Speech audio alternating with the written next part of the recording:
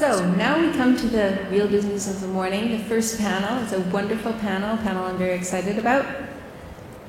And it is headed by a wonderful person I'm excited about also.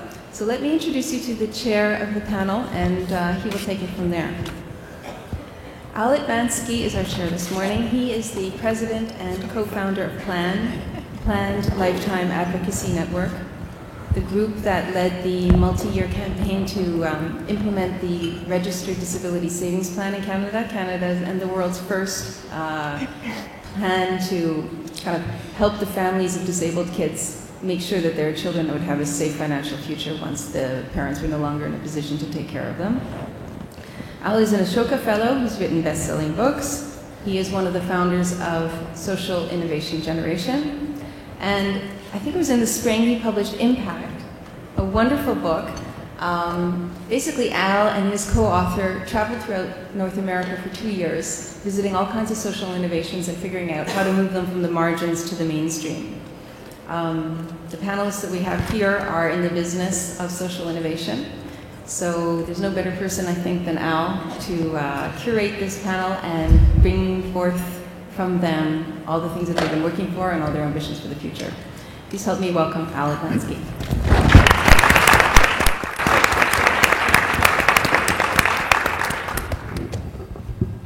Thanks, Jennifer. Welcome to 2015. Good morning. Welcome to the Sacred Headwaters of Social Innovation, the panel that you're going to hear from today occupy that sacred headwaters. So you're going to get change, perspective, culture, passion, strategy, tactics, as pure as you're going to hear it. You're in for a real treat, and we've divided the next hour and a half into 3 acts. The first act, you're going to hear briefly from each of the panelists, roughly 7 minutes or so, and they're pretty disciplined, so they're going to reveal see, I can hear them laughing behind me here. I think that's called twittering today. But they're going to reveal the heart of their work. Their bios are in the program. You may have already looked at that. You can sneak a quick glance when you're waiting for them to come on stage. And after Act 1, which will be roughly 45 minutes to 50 minutes, we're going to have an interaction among ourselves for roughly another 20-25 minutes or so. And then Act 3, we're going to invite you to participate in a discussion. So again, the basic theme is local innovation and global footprint, or from the margins to the mainstream, or the sacred headwaters of social innovation. I'm not going to spend any time at all introducing the speakers. Check out their bios, as I mentioned, but you're going to understand, feel, sense, and experience what they're all about as soon as you hear them, because that's what happened to me. So the first pairing coming up in front of you today are from Raise the Roof, a remarkable organization out of Toronto, and Caitlin Burrows and Melissa Scavuzzo are going to reveal more about their exciting work. So please welcome Caitlin and Melissa. You want to go first? I think you can sit. Do I sit or stand? Whatever you want. Okay. Yeah, sit. Great. We'll sit. Stay comfortable. Good morning, everyone. My name is Caitlin Burrows. I'm the Marketing and Communications Manager at Raising the Roof. I'm really happy to be with you all here this morning. For those of you who don't know, Raising the Roof is a national charity focused on supporting long-term solutions to homelessness.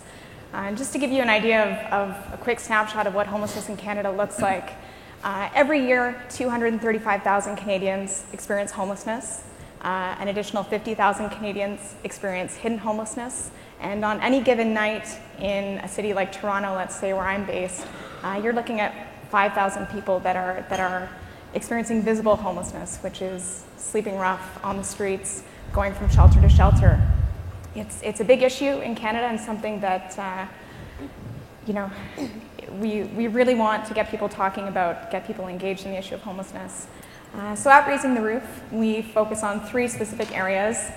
Many of you may be familiar with us from our TOO campaign, which is a national campaign that supports partner agencies across the country working frontline with people experiencing homelessness. We also have carried out a variety of research initiatives. Currently, we're working on a child and family homelessness initiative. Child and family homelessness is one of the largest and growing demographics of the homeless population in Canada that people so often forget about.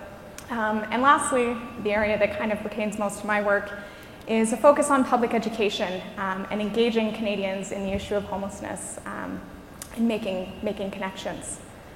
We're going to show you a quick clip to introduce what Melissa and I are going to be talking about today. The AV folks have me set up, I believe.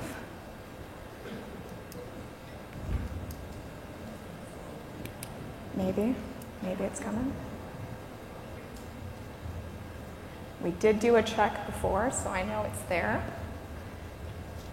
Looks like There we go. action.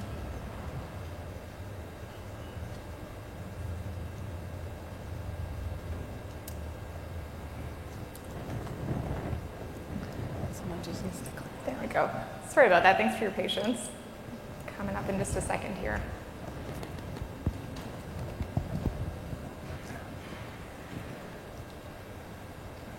Oh, can we restart with audio?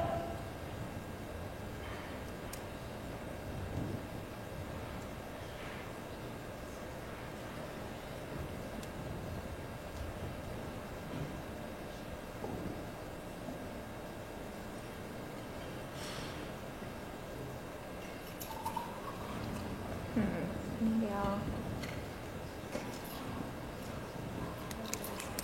Technical difficulties. Is it possible for us to restart with audio? The audio is really important.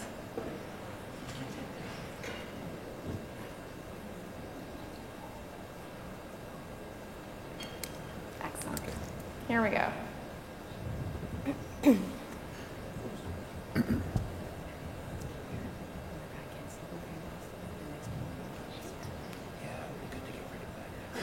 Okay, well maybe while they're getting this sorted out, I will just introduce the campaign a little. Earlier this year, we launched a campaign called Humans for Humans. Humans for Humans was the name of the campaign, but it was also our goal. We wanted to address the common divide of us and them that often exists in our society in relation to the issue of homelessness, and to really bring a human face and a human story to an issue that so often people may not feel a direct connection to. We thought the best way to humanize the issue of homelessness is to let people with lived experience speak for themselves, to give them a venue not only to share their voice, but to have their voice heard, and to have their voice be given legitimacy and power, to advocate for the issue, and to dispel some of the common myths and misconceptions associated with homelessness. Our call to action for this campaign was very simple: change the conversation. We wanted to change the conversation on homelessness in Canada to one of optimism, of empathy, of understanding and encouragement. And we knew that the best way to do that was to give people a face and a voice that they could connect to, that they could relate to. One of the things we also wanted to... Oh, I'm getting the sign that the video is ready, so I'll let that interrupt me.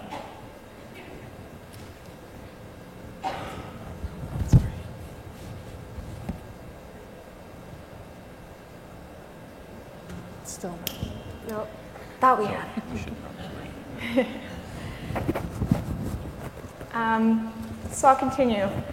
Change the conversation was our call to action, and it was something we were very happy to see catch on.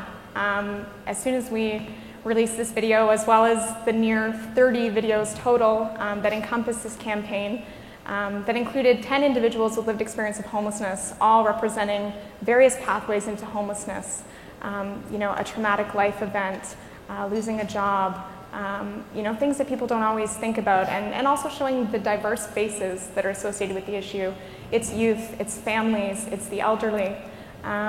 It was so important for us to show that diversity in this campaign. And Canadians took up the challenge. They had decided to change the conversation on homelessness to one of positivity, talking about solutions to homelessness. And we were fortunate enough not only to engage Canadians in this campaign, but for it to really resonate with an international audience. Having the beneficiaries of our organization act as our primary spokespersons was, I think, the most powerful thing that came out of this campaign. And very early on, those of us working on the campaign had a real sense of the powerful message each one of these 10 individuals had to share. And seeing the response at the international level showed that their message really resonated with the public. Yeah, I really wish you guys could see it. Maybe some of you have already. Yes? Okay, we'll come back to it. You'll get a chance to see it. But yeah, very pleased to be here to be able to talk to you about this campaign and about the issue of homelessness. And I will lead over to Melissa. I'm very happy and honored that Melissa can be here with us today. Melissa, though you may not recognize her, was one of the participants in our Humans for Humans campaign. She is a very courageous young woman, and I will let her talk to you guys. Good morning, everyone. Thank you for having me here. My name is Melissa Scavuzzo. As Caitlin said, I am one of the participants in the Humans for Humans documentary that we are trying to play. I don't know if you recognize me. I'm actually the woman with the toddler that's running around, like a small crazy person. So when I was first approached to do this campaign, I too was experiencing homelessness. Actually just getting out of homelessness. It was a cycle that had been going on for about 10 years. And I really wanted to take part in the campaign because I felt that people weren't properly understanding what individuals such as myself were going through. So the video that you guys are going to watch is it's participants such as myself, another 9 individuals who are just like me, as Caitlin would say, very courageous, brave, coming from a lot of different backgrounds, and we're just hoping, again, as Caitlin said, that we can really change the conversation, that people need to stop viewing homelessness as a choice and more as circumstances that are, without a doubt, out of our control. A little bit of background about myself, I guess. I am now a George Brown student. I'm studying women transitioning into trades, and I also work in interior design. I am a full-time single mother. And I also mentor women also dealing with crisis. I am very happy, and I thank you all for being here to listen to me, as well as everyone that is watching from the broadcast. I'm pretty sure my entire class is sitting there laughing at me right now because they are tuning in. So yeah, thank you for coming out and listening to everything we have to say and really getting to know what the Raising the Roof Humans for Humans campaign is all about. And I will pass you on. Thank you.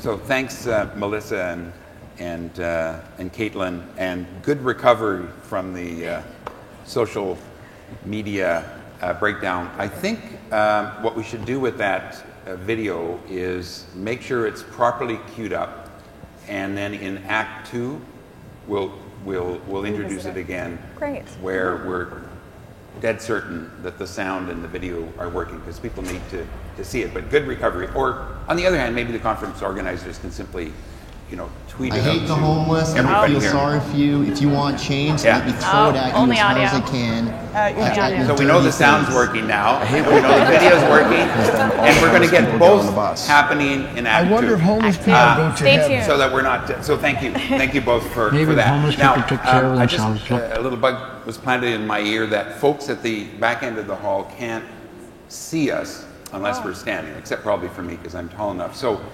I'm going to call on our next speaker to, if you're agreeable, to either stand up there or come up to the podium. So the next speaker is from here in Ottawa, Gina Metallic, who is the Circle of Care Coordinator for the Wabano Centre for Aboriginal Health. And she's going to tell you about a truly exciting initiative that she's launched and is part of. So, Gina, welcome.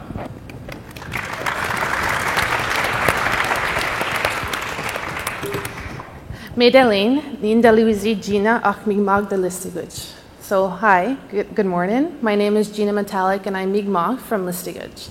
I recently moved to Ottawa and I am the Circle of Care Coordinator at the Wabano Centre for Aboriginal Health located here in Ottawa. So what Circle of Care is an alternative dispute resolution program that uses an Aboriginal approach. And our families that we work with are those that self-identify as First Nations, Inuit, or Métis, and that are involved in the child welfare agencies here in Eastern Ontario.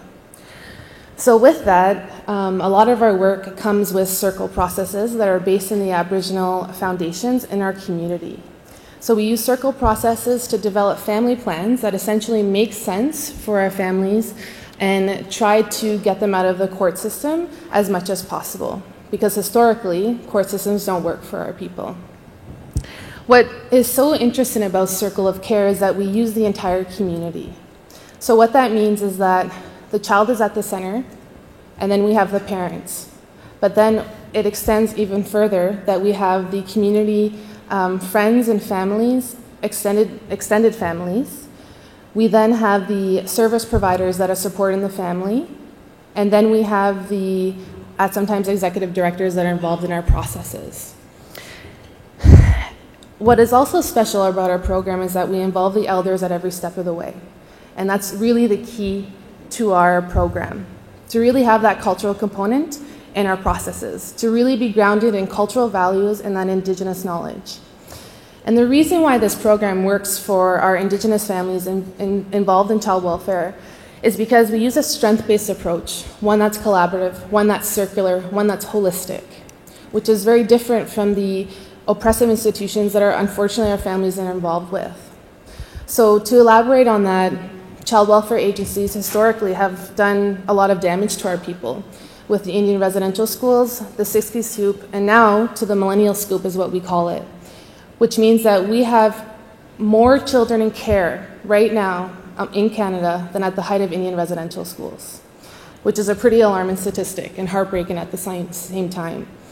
So Circle of Care really is an avenue to challenge that and to challenge that history and create a new story for our families. And we use our medicines, and that's part of the things that's really important to us, for families to be connected to their culture, to use the medicines, to use their language, and to really be connected to those processes, because that is what's encompassing us as a full human being. And to elaborate on that, Circle of Care really focuses on the model of care. So meaning that we look at the mental, physical, emotional, and spiritual aspect of a human being. And without really speaking to those 4 quadrants, our person will never be whole. Our family will never be whole. So throughout our processes, who are guided by Aboriginal facilitators, we have the opportunity to create a difference in child welfare agencies. So I'm really excited to be here today because to showcase Circle of Care, and it's really important because it's really important for us to discuss sometimes difficult conversations that we have, and sometimes it's hard to talk about what the realities are of Indigenous people today, specifically the child welfare system. So Circle of Care really works in collaboration with the child welfare agency here in Ontario, which is called Children's Aid Society, and they really have been an advocate for us. meaning that this program was actually stemmed from a lack of collaboration before 2001. And what they did is that they sat with community leaders here in Ottawa and discussed what are ways that we can change the story here of Indigenous children in care. What do we need to do? And out of that meeting was developed Circle of Care. And since then, it has blossomed. And we are working with over 100 families and changing their lives every day. Part of it can be challenging because we understand that part of this reconciliation and using culture as treatment, that there's a lot of trauma that our families have been involved with. So our process takes longer than typical alternative dispute resolution programs because we need to build a sense of trust at the beginning. And that's not something that we can put a timeline to. So typically a family group conference and an ADR process is one meeting. But we understand that we can't just resolve an issue in one meeting. So we really use that aspect and really take our time with working with the families one issue at a time while involving the whole family. Part of the challenges that we experience, however, with Circle of Care is the fact that we work in oppressive institutions. And to elaborate on that, sometimes the legal aspects that we work in, that our families work in, impede on the work that we can do. So part of our conversation now is to really educate the community, to really educate the social workers, to educate the lawyers, the judges about our holistic way of being, our Indigenous worldview. So that is indirect communication, holistic circular approaches, community, restore and balance. And it's important to also put empathy and practical wisdom in order to replace the institutionalized punitive approaches to child welfare agencies. So we need to educate, as I said, and really become a voice for our families out there. And that's the power of Circle, is that for once, these families finally have a voice.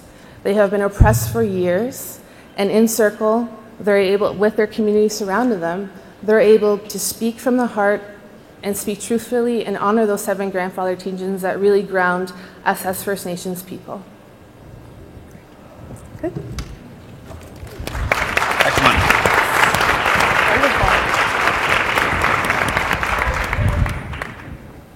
Okay, more to come from Gina in Act 2 and Act 3, but thanks so much. So next up is Philippe Tousineau from Montreal. Philippe is the Director of Education for Social Justice Connection. So welcome, Philippe. Are you going to come up here? Great.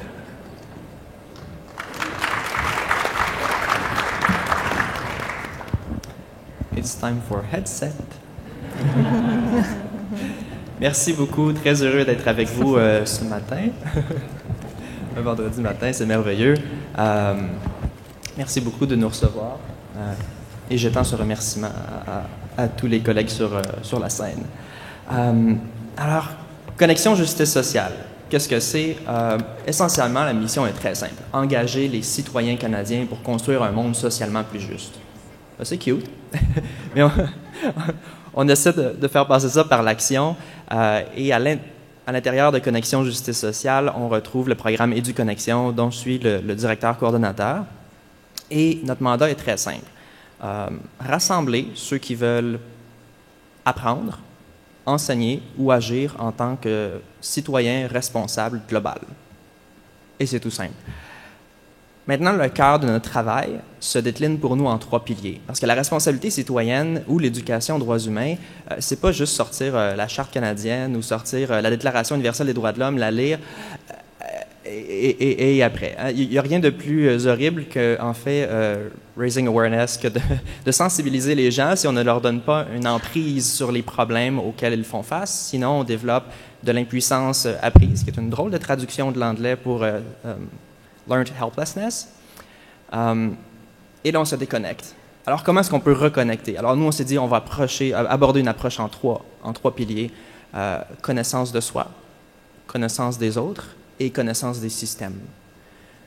Connaissance de soi pour être capable d'affronter les défis du futur, capable d'affronter sa propre vie. Et c'est pas toujours évident. Connaissance des autres peut-être qu'on ne prétend pas à la connaissance des autres, mais l'idée, c'est de dépasser le seuil de tolérance.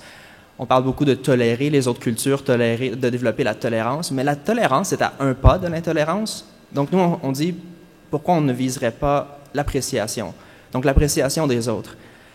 Et finalement, ben, ça prend les autres. Si on veut construire un monde meilleur, on ne peut pas juste rester isolé dans son soi, à l'intérieur de dans son sous-sol. Il faut que ça se fasse de manière collaborative.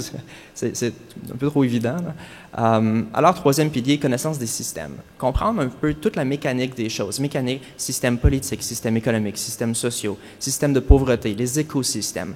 Comprendre chaque système dans sa complexité, toutes les composantes. Et c'est lorsqu'on comprend toutes ces composantes-là, qu'on comprend comment elles s'organisent, qu'on est ensuite capable justement d'avoir une emprise sur ce système-là et de savoir à quel endroit je peux mettre mon doigt dans l'engrenage pour que ça change, tout en évitant de se faire mal. Alors pour nous, c'est de créer des opportunités d'engagement pour des jeunes, pour des moins jeunes, c'est de créer des opportunités de dialogue et de discussion. Et sans revenir sur tout ce qui a été dit hier par Indy Johar, la création d'espaces de discussion, c'est vraiment au cœur de notre mission et de connecter. Et de connexion, justice sociale, et du connexion, il y a un mot-clé qui revient, connexion. Se connecter le rural au urbain, l'académique au non-académique, connecter l'humain à l'environnement. Donc, c'est toutes les formes de connexion qu'on peut exprimer.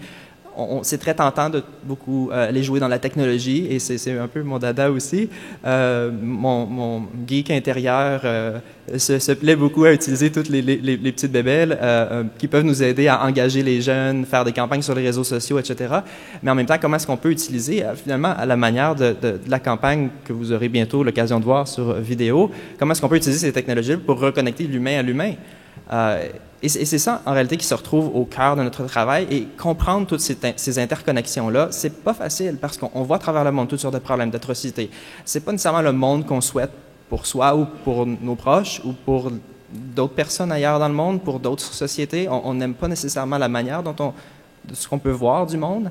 Alors, c'est très facile de s'encapsuler, de se refermer. Alors que pourtant, tous ces problèmes-là, il y a des solutions. Puis encore pour citer Indy Johar,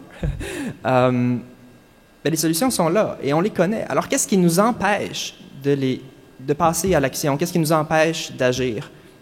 Alors c'est ça, c'est à ça qu'on cherche à répondre. Et là, je ne vous volerai pas de punch, donc je vous en dirai pas plus. Il faut que vous nous découvriez pour savoir comment.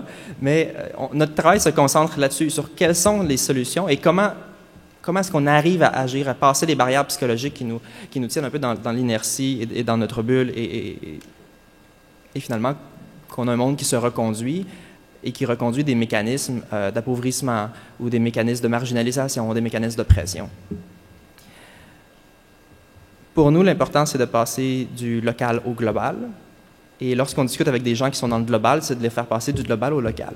Donc, on aime renverser les choses et les perspectives. Pour nous, c'est de passer du symptomatique au causal. Ça peut facilement devenir très lourd à porter. Quand on tombe dans le creux des problèmes, toutes leurs causes et leurs complexités, on se rend compte qu'il y en a une tonne. Le beau petit schéma qu'on a vu hier sur la pêche, avec toutes les causes du déclin des poissons dans le monde, on a fait un exercice avec des participants où ils ont dû identifier les causes de la surconsommation. Ils en ont identifié 52. Maintenant, ce n'étaient pas des étudiants du MIT, c'était des jeunes de 10 ans d'une école primaire de Montréal. Alors, primaire, MIT, bon. Et avec ça, ils ont mené toutes sortes de projets fascinants, mais de comprendre la complexité de ces causes-là, le premier réflexe, c'était de se déconnecter du problème. Alors, comment est-ce qu'on peut se reconnecter aux solutions? Je vais encore citer quelqu'un qui a un très beau chapeau. Premier pattern en matière d'innovation sociale dans son ouvrage sur penser et agir comme un mouvement. On a chacun des pièces du puzzle et on est chacun des pièces de puzzle et ça, il faut savoir bien les arrimer les unes aux autres. Et on ne peut pas forcer les gens à s'asseoir autour de la table et appuyer sur la pièce de puzzle, sinon on brise le casse-tête. Donc, au cœur de ça, vous retrouvez un peu un brin de notre approche. et là, ça se tire vers la fin. Donc, abolir les barrières qui nous tiennent dans l'inertie, c'est ça, le cœur de notre travail. Et pour nous, ça passe par l'engagement, par le dialogue. Et tous nos programmes d'éducation. En fait, EduConnexion regroupe 14 volets et je vous laisserai le découvrir en temps et lieu. Merci beaucoup.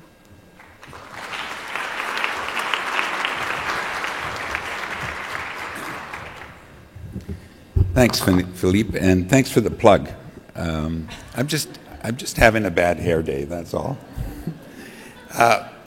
So our next panelist is Nadia Duguay, who is founder or co-founder and co-CEO of Exico. And welcome, Nadia. Are you going to stay there or are you going to come up here? I don't know, I might move. As long as you stand up, yeah. Okay, welcome. Gardez vos headsets. Je vais parler en français. C'est fou comment en anglais, CEO a l'air plus important que cofondateur et co-directrice. C'est bien, j'ai l'impression d'avoir gagné en importance. Bienvenue dans le monde d'Execo. Je vais tenter en 7 minutes de vous amener dans ce monde que je trouve tout aussi et tout autant merveilleux après 10 ans maintenant. Execo veut dire une situation d'égal à égal en français, avec la petite touche créative de mettre un cas et d'oser regarder le langage, d'oser changer aussi la façon dont on présente les choses et de les mettre plus esthétiques, plus en relation les unes des autres. Alors, notre objectif est de lutter à l'exclusion sociale. L'exclusion sociale, on la connaît, on la reconnaît, on la travaille depuis longtemps. Par contre, on tente de mettre côte à côte, pour pouvoir lutter efficacement à cette exclusion sociale-là, 2 autres types d'exclusion. L'exclusion culturelle et l'exclusion intellectuelle. 2 types d'exclusion qu'on tente de mettre à jour, qu'on tente de mettre à l'ordre du jour avant tout. Pour ce faire, nos 2 grands objectifs, donc l'inclusion sociale et non l'intégration sociale. L'idée, c'est simplement de dire qu'il ne faut peut-être pas intégrer des personnes à une société qui ne va pas bien. Simple. Du coup, l'inclusion sociale, la différence, c'est qu'il faudrait travailler à renormer la société qui ne va pas bien. Et pour être en mesure de renormer cette société-là, il faut être à armes égales. Mais quelle arme égale? Qu'est-ce qu'on a besoin pour reformater la société pour qu'elle soit plus inclusive? À notre avis, c'est là où on doit mettre côte à côte un deuxième objectif, celui de l'émancipation intellectuelle. Celui d'être en mesure de réfléchir librement le monde qui nous entoure. Celui d'être à armes égales, c'est-à-dire d'avoir tous les outils pour le réfléchir, ce monde-là. Et ces outils-là, c'est la base, c'est la pensée critique. Donc, on s'est donné comme mission de travailler à partir de la créativité au service de la transformation sociale. Beaucoup de buzzwords, mais je vais vous les définir. La créativité, pour nous, c'est à la fois la créativité de l'esprit et de l'acte, l'art et la philosophie. Mais pourquoi l'art et la philosophie au service de la transformation sociale qu'on veut inclusion sociale, inclusion des personnes en situation d'exclusion sociale? L'humain est doté de magnifiques facultés. Si on les regarde de près, si on regarde au-delà de nos agendas habituels de travail, on est face à 2 facultés qu'on tente de regarder d'un peu plus près. La première, c'est la pensée logique. La pensée logique nous permet d'ordonner de façon un peu plus cohérente toutes les connaissances qu'on a du monde. De fil en aiguille, de notre naissance jusqu'à notre mort, on acquérit des connaissances, puis ils deviennent comme une constellation. Lorsqu'on n'arrive pas à y voir clair, grosso modo, on fait une dépression. Il y a trop d'informations. On vit dans un monde où on reçoit environ 7000 informations par jour. On n'a jamais appris à y voir clair. Jamais. Comment s'y faufiler? Ça tombe bien. Il y a une discipline qui ne fait que ça, tenter d'y voir clair. Pas de mettre des réponses toutes faites, de poser les bonnes questions, de poser les bons doutes et de juste tracer un chemin ou l'autre, ou du moins des alternatives entre les chemins de réflexion qu'on pourrait avoir. Ça s'appelle la philosophie. Comment reprendre la philosophie et la mettre à l'agenda de l'innovation sociale, c'est un de nos objectifs. La deuxième aptitude, Parce que si on prend uniquement la philosophie au service de l'inclusion sociale, on a un petit souci. Je demande à des gens qui n'ont accumulé des connaissances que des connaissances lourdes, parfois, des passés qui sont très emprunts, en fait, de parcours qui sont pleins d'embûches. Je leur demande et je leur dis, grosso modo, et je tourne plein de coins ronds, d'accord? Pour au moins qu'on soit sur la même phase. Je leur dis, vous allez aller développer cette aptitude de la pensée logique qui va vous permettre d'ordonner ce que vous connaissez déjà du monde. Ce n'est pas suffisant. Si j'ordonne uniquement des pierres noires, des embûches dans un même ordre, ce n'est pas suffisant. Mais on est doté d'une deuxième aptitude, celle de la pensée créative. La pensée créative, c'est la faculté de voir le monde en dehors de ce qu'on connaît déjà. Ça tombe bien, on en est non seulement doté, mais il y a une discipline qui s'en occupe. C'est l'art. Et si on mélangeait l'art et la philosophie, afin de briser le cycle de l'exclusion sociale, pas comme étant un luxe, comme étant absolument nécessaire. Pour nous, tant et aussi longtemps qu'on ne les mettra pas à l'agenda, bien, on n'arrivera pas à briser ce cycle d'exclusion-là qui tourne en rond. Parce que tout simplement, on a besoin tous d'avoir ces aptitudes-là. Maintenant, mes exemples vous parlent uniquement en termes d'aptitudes et de facultés auprès des personnes en situation d'itinérance ou la personne en situation d'exclusion. Mais détrompez-vous, je ne dis pas que la responsabilité tombe sur eux. Parce que socialement, collectivement, on peut développer exactement les mêmes facultés. Comment travailler à la fois sur les individus, sur les collectivités, sur le système, sur nos politiques, en développant à la fois un schéma qui nous permet de réfléchir mieux les dynamiques qui nous mettent ensemble et à la fois, côte à côte, regarder comment on pourrait se rencontrer sous d'autres augures. Pour ça, on a besoin de mettre avant tout une posture éthique. Chez Execo, elle guide tout ce qu'on fait. Autant nos relations partenariales, autant l'approche qu'on a développée, c'est-à-dire la présomption d'égalité des intelligences. Je ne suis pas en train de vous prouver ou en train de vous amener à vous dire et à vous poser la question si on est égaux en intelligence.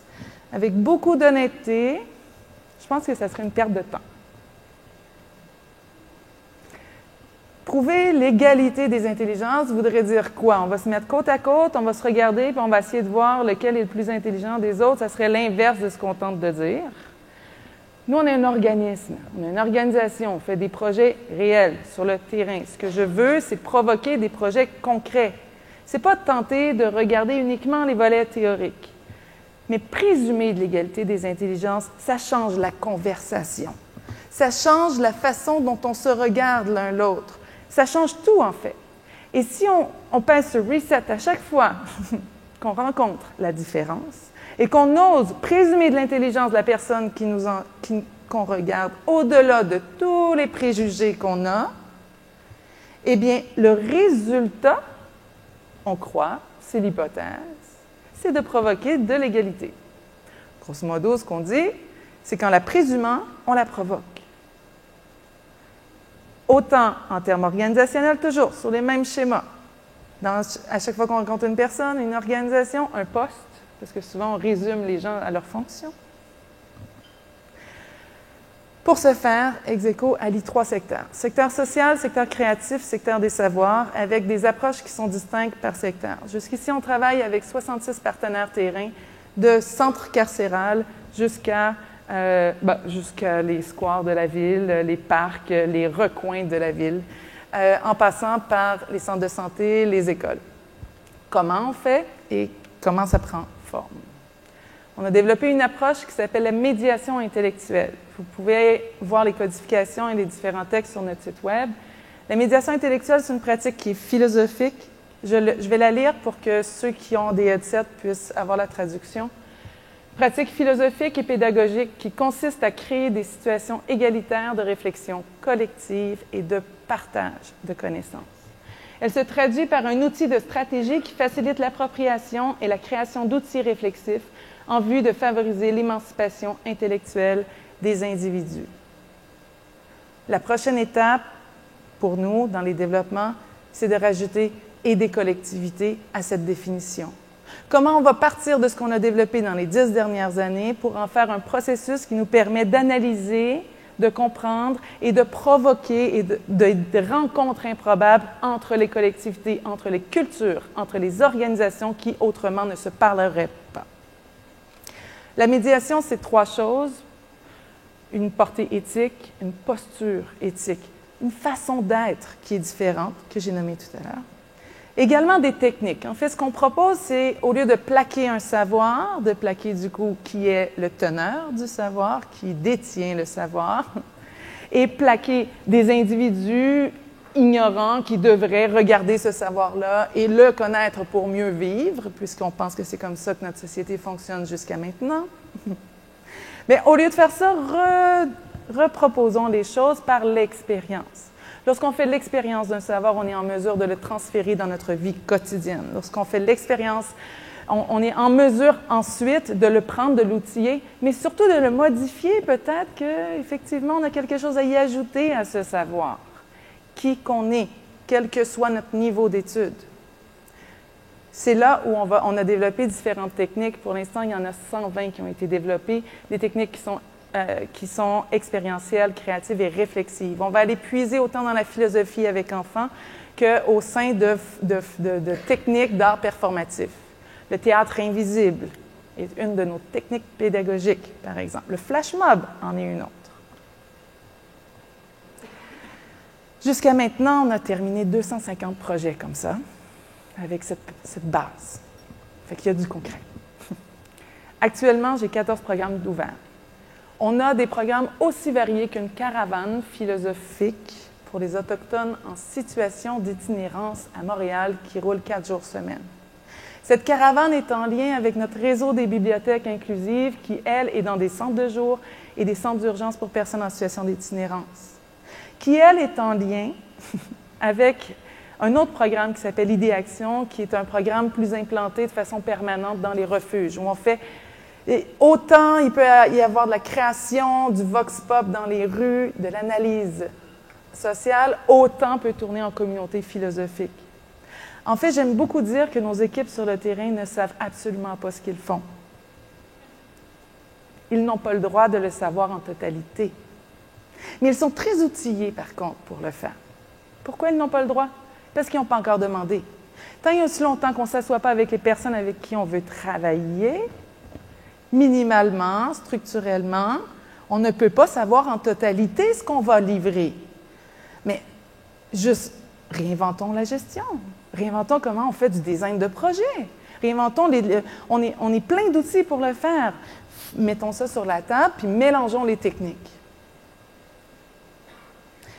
Le réseau, je sais que je dois être à ma fin.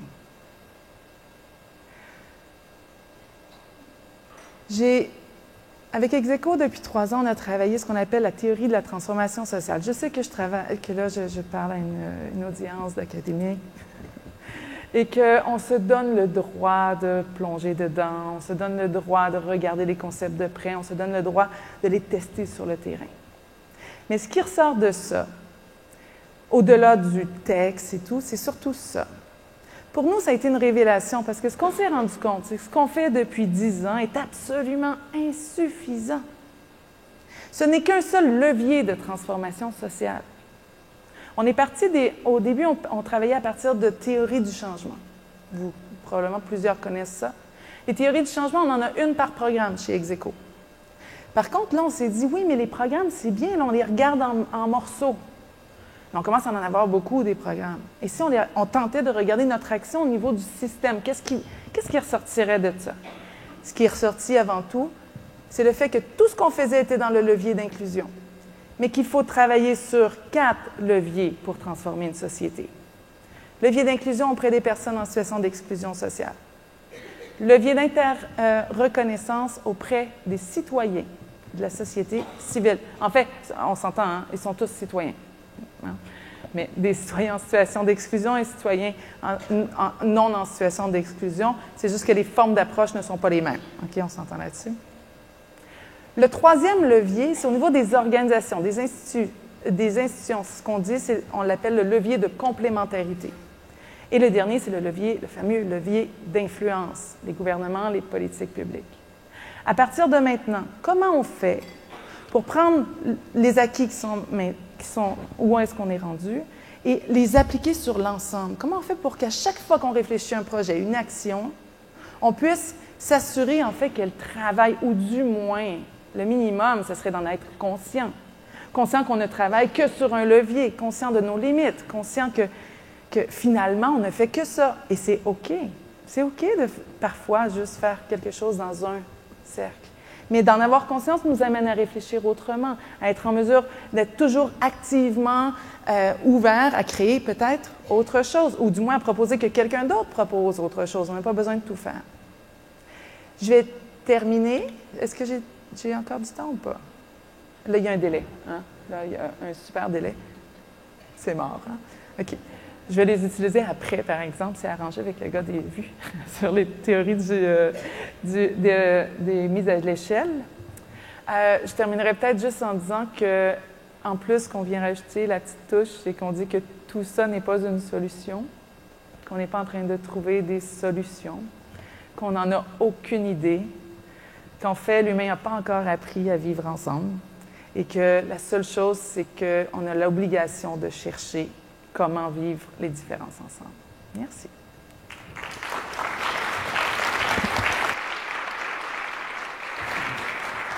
Beautiful. Hope I'm back on again. Beautiful. Thank you all very much for the breadth of your vision and the depth of your perception and your grasp of culture, of those invisible variables that, if you don't pay attention to them, can come up and thump you on the head and prevent the best of our intentions from actually happening. So we've got, I think, roughly half an hour left, and I want to do a couple of things. If the organizers are able to gently remove this podium, because I can't see in this little panel discussion that will all pop up and down, so if you can gently remove that so people can see that, that would be great.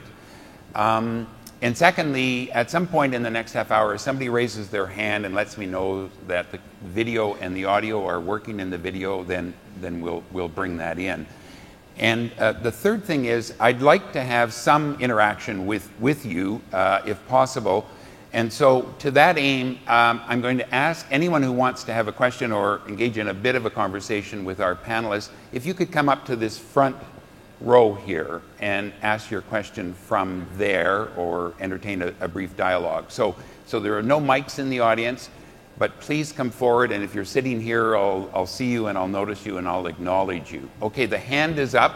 So I have a question for our panel, but let's cue the 1 minute video, and then I have a question to ask related to that I'll apply for the whole panel as well. Okay, so let's keep our fingers crossed.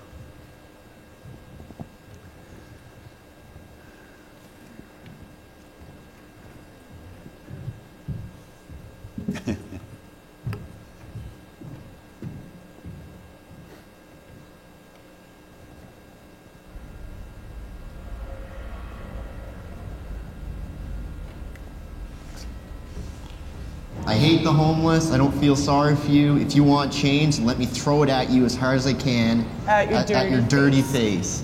I hate when it gets cold out because then all the homeless people get on the bus. I wonder if homeless people go to heaven. Maybe if homeless people took care of themselves, looked pretty, we would want to help them. But I don't help yellow teeth. Well, never understand why homeless people smell of piss when you can literally piss anywhere. I was enjoying a latte when I saw a hobo girl across the street. I almost vomited. Get back on your side of the bridge, no one likes you. I hate seeing homeless people standing in the cold, shivering. Be glad when the light turns green. Well, that'll make it go away, won't it? If homeless is where the heart is, then are homeless people heartless?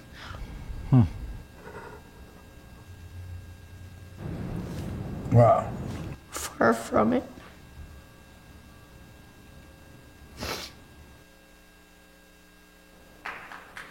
Beautiful.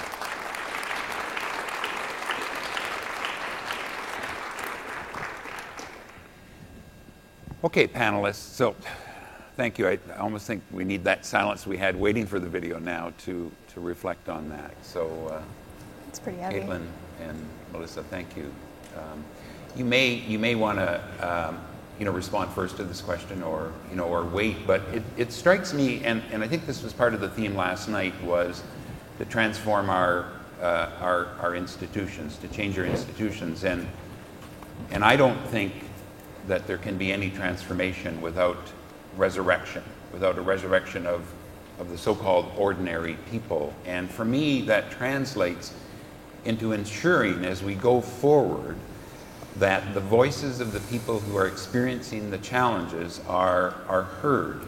And not only heard at the beginning, but heard all the way through, because that's the nature of the Sacred Headwaters, is that you want that water to be as pure as possible, not only at its source, but as it travels all the way through to the mouth. And one of the dilemmas in the social innovation field that I've been part of for the last 10 years is that I see that the technology of social innovation is being used to more sophistically, or in a more sophisticated manner, outsource our relationship with the people who are experiencing the challenge.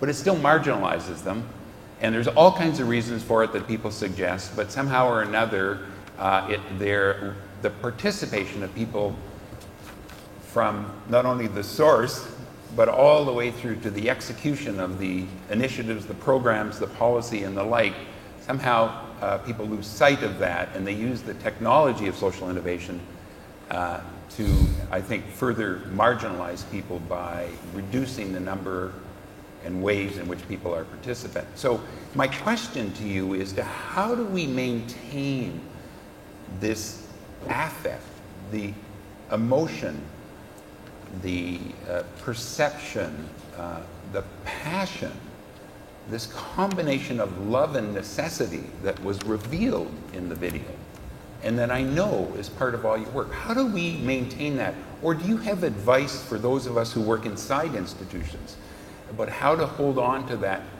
preciousness so that it not only flickers, but burns true all the way through, to use another metaphor? So, Melissa or Caitlin, I don't know if you want to respond first or think about it, or does anybody else have a response to that? Because I think this will be very important for those of us who work in the institutions that understand that for this next round of change making that we're embarked upon in our country. Caitlin. Yeah, I think working in the homelessness sector, bringing in people with lived experience, bringing people to the table has for a long time been a part of what we do, and we've recognized it as something so essential to creating long-term solutions. But like you said, I think that very often it's easy to have great intentions around bringing people to the table and not giving them the same agency and equality that the rest of us have as decision makers. And for us with this campaign, albeit the idea was born in a room full of a combination of homeless sector and some creative folks, we really wanted to take the idea to people with lived experience and say, what do you think about this? What is your reaction to this? Do you want to share that reaction? What do you want people to know? And really, while the idea started off as something that we had ownership over, it was something that we gladly passed ownership to the 10 participants that were in this campaign. Some of the back work that went into the campaign, 3 months of meeting with people with lived experience and establishing a relationship of equality and of trust was so key to what led to the final project and the filming. We started the campaign actually last December, about a year ago, and it was those initial meetings, getting people to trust me, but also hearing what they had to say. And I think those early moments of hearing these incredible stories from individuals, it was very obvious that they had something very powerful to share. And it's not just about sharing their stories, it's about giving them an avenue to advocate. And I think that really needs to be cohesive. So in the beginning, maybe it's doing something like we did, trying to make that connection, trying to break down that barrier, but continuing to bring people to the table and give them, you know, equality to guide the direction that you're going is so important. Beautiful. Thank you. Do you have a further thought on that, Melissa? I agree with everything Caitlin is saying. I think in working with individuals that are experiencing homelessness and working with organizations that want to partake in, you know, going through different fields and trying to create new ways to make change, I think you need to be open, an organization, they need to be open-minded, they need to see things head-on the way it is, not the way maybe you want to believe that it is. I did a paper for my communications class, and in it, we had to research a documentary, and I chose the Humans for Humans documentary just because not only was I part of it, but I wanted to continue being part of that conversation, and I wanted to continue making change in the field. And one of the things I said was, humanity starts with human. And if you close those doors, then you're closing off a bit of humanity, not just in yourself, but in everyone that you're closing those doors to. And if you open yourself up, then that's how you're going to make humanity better, is by connecting with those people and actually learning from those people. Yeah. Great. Thank you. Thank you. Gina, it looked like you were scribbling some notes there. You're about to erupt here. What's your response? I think it's a great question, and that I think the power of Circle is what really, the description of it is what brings that question to life. So the reason why Circle of Care really works is that we come into it from a human perspective, from human to human, heart to heart, and that's so important in our Indigenous culture. And the reason why our program is able to thrive is because when we go into our Cedar Lodge at Wabano, there's no hierarchy in Cedar Circle. Everyone is equal. Everybody's voice is heard. And I think that's what we need to get back to, are the basics of really listening with your heart. And sometimes, even if those conversations are really difficult, but just to listen and take that in. Because the people that we're working with, they're the ones who can honor their truth and who can really speak about what's going on in their lives and what's best for them. And oftentimes we get wrapped up in this hierarchy of, well, I need to tell you what to do and this is what's best for you. But really we need to take a step back and really listen to what's important for this family. So yeah, so the power of listening and just to be and to appreciate that moment. And part of our thing in Circle is that nobody's allowed to take notes.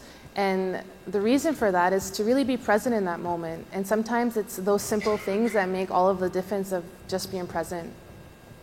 Great, thank you.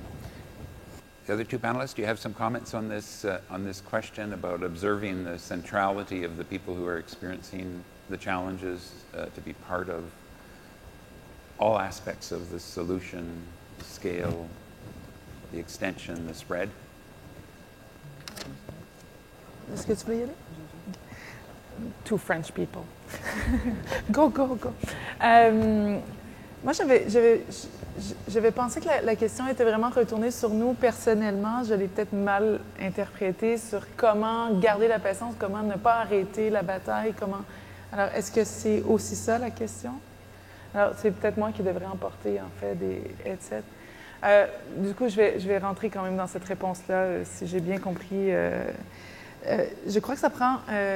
d'un côté, je prêche beaucoup sur la pensée critique, sur la critique, l'autocritique, mais ça prend aussi de cultiver une grosse dose de naïveté pour être en mesure de porter et de proposer des rencontres nouvelles, entre autres dans les institutions, mais également, sinon on a osé aussi rentrer, faire des recommandations gouvernementales, rentrer sur des tables qui redéfinissent certaines politiques, et tout ça avec toujours en tête la philosophie et l'art qui est en soi parfois très nouveau dans les milieux. Et je crois qu'il faut vraiment qu'il y ait un retour sur soi qui est important, et quand je le dis avec un sourire quand même, la dose de naïveté, mais garder l'enfant en nous qui reste enthousiaste par chacun des petits pas chacun des petits pas qui sont, à chaque fois, de les garder, de se garder un petit cahier d'étapes qui deviennent pour nous fondamentales, en fait, pour faire plus grand. Ça ne veut pas dire de ne pas re-regarder nos erreurs, mais ça veut dire qu'effectivement, pour moi, c'est la chose qui me permet d'avancer. Alors, j'ai aucune idée en ce moment si j'ai répondu exactement à la question, mais je sais les faits. Okay. Philippe, do you want to respond? Oui, bien sûr. Je dirais qu'il y a deux grands dangers avec toutes ces technologies-là. D'abord, on a le fait souvent de placer en fait, par l'interposition de l'écran comme médium entre nous et les autres, on ajoute en fait des étages de déconnexion. À moins qu'on soit capable justement de transposer des émotions, de transposer d'une certaine manière le penser à travers ces images-là, mais on enlève quand même le contact humain. Et juste le fait de se toucher. Hier soir, on avait une discussion sur le nombre de secondes de câlins dont on a besoin par jour. Juste le fait de se toucher, notre corps sécrète de l'oxytocine. Il y a à la base de la biologie humaine, puis de notre physionomie, il y a un besoin de contact. Et malheureusement, par l'intermédiaire de plusieurs de ces technologies-là, on rompt plutôt ce contact-là. Ça, ce serait la première partie de réponse. Deuxième partie, c'est drôle parce que, pour revenir un peu à ce que Nadia a dit sur le fait, des fois, il n'y a pas nécessairement de solution. Il faudrait d'abord commencer par apprendre à vivre ensemble. Je paraphrase. Ouais, on a beaucoup de discussions avec des établissements scolaires en ce moment où on parle de former des citoyens numériques, des citoyens digitaux. Et des fois, j'ai l'impression qu'on veut adapter aux nouvelles technologies, on veut faire en sorte que les élèves plus défavorisés aient accès aux technologies, etc. Mais on ne s'est pas questionné sur l'usage dont on fait ces technologies-là et même pas sur la relation qu'on a entre nous. Et là, finalement, ces médiums-là deviennent qu'un état de retransposition de nos relations interpersonnelles qu'on a fait juste que dupliquer au niveau numérique. Fait que c'est former des citoyens digitaux numériques. Les technologies ont beaucoup d'avantages, mais il y a un espace qu'on ne s'est jamais encore donné l'occasion. Puis pour moi, c'est un peu un repoussoir. C'est un peu l'idée de, on est coincé, on nous donne du crédit pour aller faire autre chose ailleurs, puis on ouvre plus loin. Donc, dans notre espace de discussion, on a de la difficulté avec nos moyens de communication, on a de la difficulté à présumer de l'intelligence, on a de la difficulté à considérer l'autre comme un égal.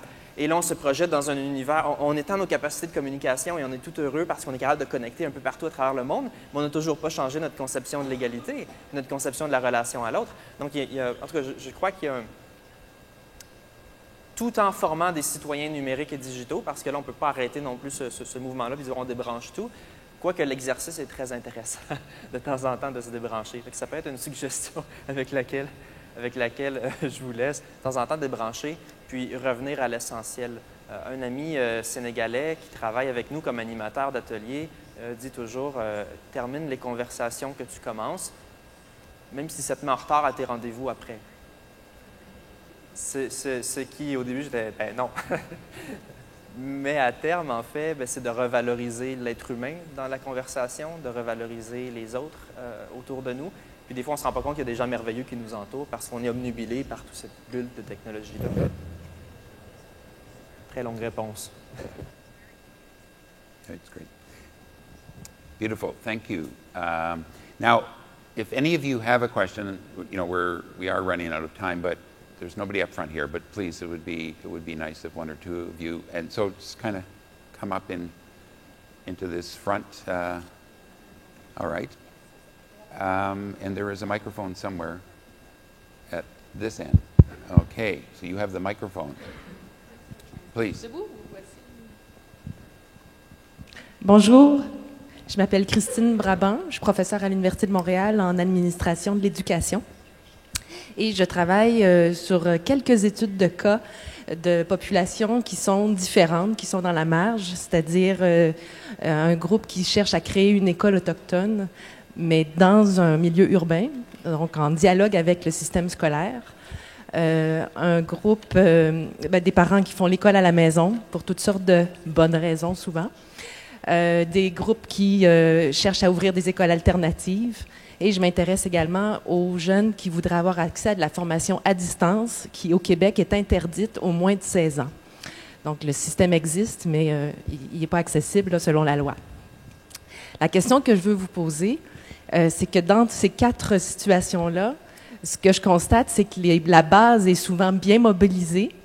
Il y a des facilitateurs, on peut dire, qui s'intéressent aussi, que ce soit des leaders, des universitaires, parfois même les professionnels du milieu de l'éducation qui sont sensibilisés à leurs problématiques. Mais les plus grands obstacles qu'on rencontre sont, d'une part, du côté de la possibilité de participer à la discussion dans les institutions démocratiques. Alors, par exemple, un conseil d'établissement dans une commission scolaire est constitué de parents de l'école.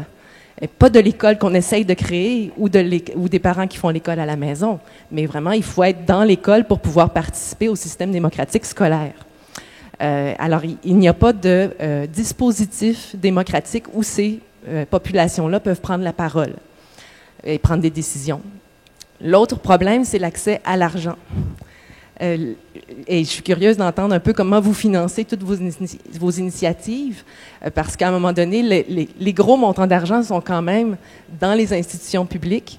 Et moi, je commence à avoir accès là, aux gens du ministère de l'Éducation, et ils sont quand même assez frileux dans certaines situations à faire voyager l'argent là, vers certaines des populations. Là, ça dépend d'un cas à l'autre, c'est pas toujours pareil, mais c'est quand même là que l'argent public se trouve. Alors, pouvez-vous me parler de ces 2 obstacles-là dans le travail que vous faites, c'est-à-dire l'accès au financement et l'accès à la représentation politique? Merci. Thank you. Before our panelists respond, let me say 2 things. And Morris, why don't you go over and grab that mic, and we'll take both questions, because we are getting short of time. Every one of these panelists will be in sessions right after the break as well, so you can dive much deeper into issues of funding, and you'll see another side of their creativity in terms of their social entrepreneurship. But Okay. Morris, you're... Well, actually, my question is complementary to a part of the first question. And I was going to ask it to Gina, but it's probably applicable to everybody. You know, Gina, you are talking about dispute settlement, and you were talking at one point about the need to educate lawyers, judges, and social workers. And it occurs to me that in everything that a lot of you are doing, you are interdependent with senior levels of government. You know, whether it's with justice system in your case, or with policies that are put in place by federal or provincial municipal governments on homelessness or anti-poverty. And last night, Indy Johar was talking about some of the attributes that you need to work in an interconnected way, including the skills of listening and humility, and actually treating people, recognizing that people are equal and not just subjects for your policies. And my question is, what's your experience in terms of how do you get people that come out of government milieus, out of command and control systems, to develop the kinds of empathy and qualities that actually enable them to work in a constructive way with you? All right, Gina. To answer one question, so with Circle of Care, we're actually funded from the provincial government, so from the Ministry of Children and Youth Services. So that allows for any family who self-identifies to have access to the program legally, because it is a legally recognized program. So to answer your question, I mean, we need to go back to basics, right? And just kind of be simplistic with that. And a lot of that comes to the human connection of that just simple education. That takes a lot of work and that takes a lot of resources. But with my team specifically, we're really dedicated towards that. So that's, you know, very reoccurring meetings with social workers and especially their supervisors and then the senior legal counsels of those agencies to really create that ongoing dialogue and discussion. And sometimes those meetings are tough and sometimes we butt heads, you know, I'll be honest, because a lot of the times their view comes from a legal standpoint. So that's why there really needs to be a change in the discussion and really bring it back to the basics. But yeah, it's, and I think also hearing the perspectives of the families and how this process works and how it works in the best interest of the family, and just coming from the fact that obviously something hasn't been working. If we have so many children in care right now, more than at the Height of Indian Residential School, something's not happening. And the reality is that those kids are going to age out of care and then be disconnected with their culture. So what can we do now to create a different story for them? So it's having those difficult conversations with the higher ups, and also getting lawyers on board, that because we work with families who are involved with lawyers at times, and those lawyers also being advocates for us in the courtroom, saying that, you know, their families are involved in this process and really speaking about how that process is beneficial to them, because we're using something that's culturally appropriate and culturally sensitive and changing the discussion. The rest of you have a comment on that, and because we're getting perilously close to coffee break, maybe we could keep it fairly short. But how do you reach? Because you've had these experiences yourself. How do you touch the heart of the very, very good people who work inside our systems, who are public servants or who work inside the big organizations? Is there something effective that has worked for you in touching people's hearts? Caitlin, do you have a... Yeah, I guess I can kind of draw in some of these questions, but earlier I was talking about the pathways into homelessness and how through some of the other campaign videos that we can't show all of them, but you know, you can really see that the pathways into homelessness are very diverse. And I was really interested in Indy's talk last night talking about systems, because it's something in the homelessness sector we're talking about more and more, is a holistic systems response to homelessness. We know that systems like the education system and child welfare systems, correctional systems, play a huge role in pathways into homelessness. And if we can get into some of those systems and educate people on the fact that they can be part of homelessness prevention, that connection is really key at the systems level. I think you can look at some recent, what I hope are successful examples of government engagement in this area. The Government of Ontario, for example, just recently released their 10-year plan on ending chronic homelessness. And a big part of their discussion was bringing in an expert panel that not only included, you know, academics and social workers and people that had been in the field for a long time, but it brought people with lived experience to the table and gave them real legitimacy over, you know, how are we going to address these issues? What are the things that are most important? And I think that kind of continuous engagement, bringing people to the table and giving them an equal voice with government, with organizations, and coming together collectively is going to be the way that we can really start to address some of those larger issues challenging us. Philippe or Nadia, do you have a quick comment? Sur être capable de toucher les gens, on fait un exercice souvent qui est quel est notre problème et quels sont ses effets. Et finalement, on se rend compte que tout le monde de la population peut voir ces effets-là, ce qui appelle un heart-based response beaucoup plus rapide. Malheureusement, quand on joue sur les effets d'un problème, si on parle par exemple de pauvreté, bien, on peut voir l'effet comme l'itinérance, ou on peut virer ça à l'envers, mais c'est la pointe visible de l'iceberg, et nous, on essaie évidemment de travailler au niveau des causes, des enjeux. Donc, parfois, malheureusement, la manière d'aller chercher les gens sur ici, c'est pas nécessairement la manière logique dont on articule ensuite la programmation et tous les projets pour véritablement avoir le changement. Donc, il y a cet obstacle-là. Le deuxième élément, je dirais, c'est on parle souvent d'une masse critique de gens nécessaire à un changement. Ensuite, Margaret Mead est arrivée en disant un petit groupe de personnes très dédiées. Nous, on parle souvent de masse critique d'efforts. D'efforts, de conditions, de contexte. Et en fait, il y a beaucoup de choses qui rentrent là-dedans. C'est pas aussi simple que juste une masse de personnes ou que juste un groupe dédié de personnes. Encore, il faut que ces personnes-là soient bien équipées, bien outillées, soient capables de traiter correctement l'information. Et là, c'est pour ça les fenêtres d'opportunité, on a des fois des corrélations.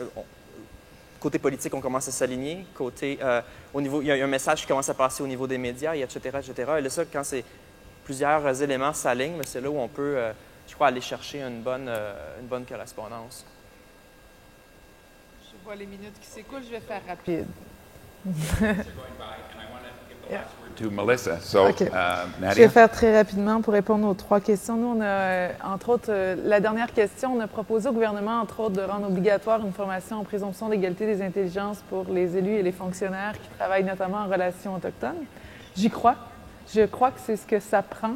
Ça prend d'être en mesure de travailler avant tout l'éthique, les relations, pour être en mesure de voir, effectivement, je crois qu'entre autres, il faut même changer et s'ouvrir à pourquoi on n'a pas demandé le type de gestion que les communautés voulaient utiliser avec les gouvernements. Il faut renverser ça de façon assez radicale. Pour l'argent, je suis pas... C'est drôle parce que je ne suis pas sûre si l'argent est complètement au gouvernement. Hein? Combien de crèmes glacées étaient vendues? En tout cas, la conférence de hier. Pour nous, on est un organisme de bienfaisance et honnêtement, sans les fondations et les donations, on aurait vraiment de la difficulté à pouvoir maintenir notre équipe qui continue à grandir. Et voilà, je vais terminer là, je vois les minutes sont écoulées. Merci. So Melissa, thanks, Nettie. Yeah. Sorry to cut you off here, but time is moving. Chronological time is moving anyway, not Kairos. Melissa, final word. I guess my final word, and I'll be extremely brief about it, just because I'm not as well educated in the funding systems as I am in the more personal aspect of this conversation. I'll use myself as an example. Until today, no one in this room knew that I had struggled with homelessness. So I think the more exposure these issues get, the more of a retaliation it's going to get, and the more people are going to do something about these issues. So you can sneak more of us in the door, and that would be one way of opening yourself up. But coming to this conference, and I mean, meeting all of you, hearing all of your different stories and whatnot, and being able to talk to you about the issues is definitely a good place to start. And I think from here, we all know someone who's a CEO, we all know someone who has a higher up position than maybe, for example, myself. Well, obviously. It's all about talking and communicating with people and opening up the conversations that, as mentioned last night by Indy, that you're not comfortable with. It's opening that can of worms that nobody wants to talk about, and just putting the voice out there and putting the message out there that we need to make a change, because these issues are not going to go anywhere unless we actually discuss them. Thank you very much. Well, I think the audience would agree with me, panel, that you have reframed this question of margins to suggest that the margins are actually the heartland, of our work, and you've revealed the passionate amateur, as I like to call it, in each of you. The necessity to do something is usually pretty clear. We've got enough statistics and analysis on that. But this definition of passionate amateur includes not only necessity but as being the mother of invention, but if necessity is indeed the mother of invention, then love is the other parent. And I think not only have you revealed the passionate amateur in each of you, but I think you've touched the passionate amateur in all of us. So for that, we thank you very much. It's going to be a beautiful conference. You've set it up so well. Please join me in thanking these marvelous people.